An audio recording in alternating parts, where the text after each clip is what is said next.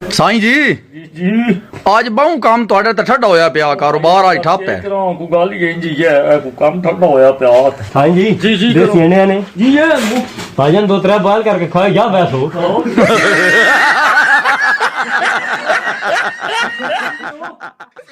अस्सलाम वालेकुम वालेकुम सलाम खैर है ओए तवजे की आंदा नहीं आए ਇਹ ਸਾਈਂ ਜੀ ਡਿਸ਼ ਨੇ ए की हुंदा फंक्शन दा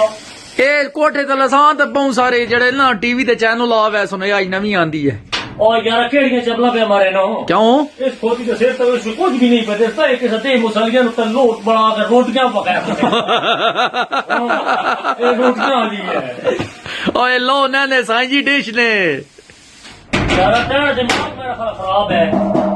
ए ओ चोल बनाने लंबी जेरी ਆ उत्तर रख के ना हाँ। वो तो त्रया वाल पे मैंने रोटियां पकाने जाते बंदिया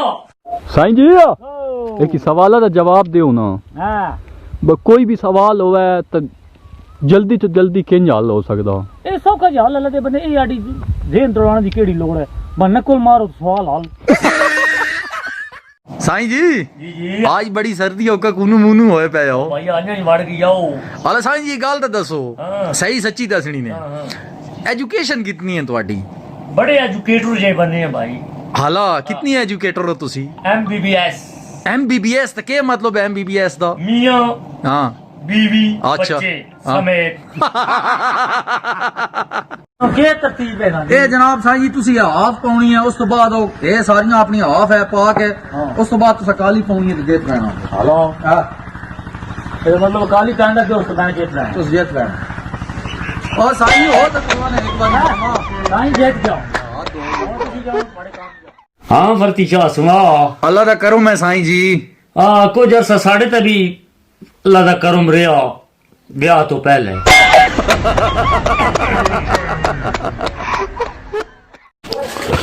सॉरी भाई हाँ जी अंडा दियो नहीं नहीं लाला ए हुणे सर्दी च मैंने किसा कुकड़ी कोल बनियो मैंने कोल अंडा नहीं हाला बा जणिया चरसिया साईं जी आज तक का सर्दी नाल उड्डे पे हो के कीता ने यार कपड़े धोते नो ते वॉशिंग मशीन कोने ने रखी हुई रखी हुई है ते स्पिनर हो ए सपिन हो रहा है हाँ तो आपा फास्ट बॉल हो रहा नंबर दसो साईं जी और नंबर है या यूदा यू दा नहीं साईं जी मैं टेलीनॉर दा पैक हो जाते और टेलीनार ते गाड़ वाड़ कराई दी ना पर गाड़ी वाड़ी नहीं कन्वर्ट होंदा यार जो कुछ मिले साईं जी जी जी ये के ने ए मेरा वीर चोर सोचे ना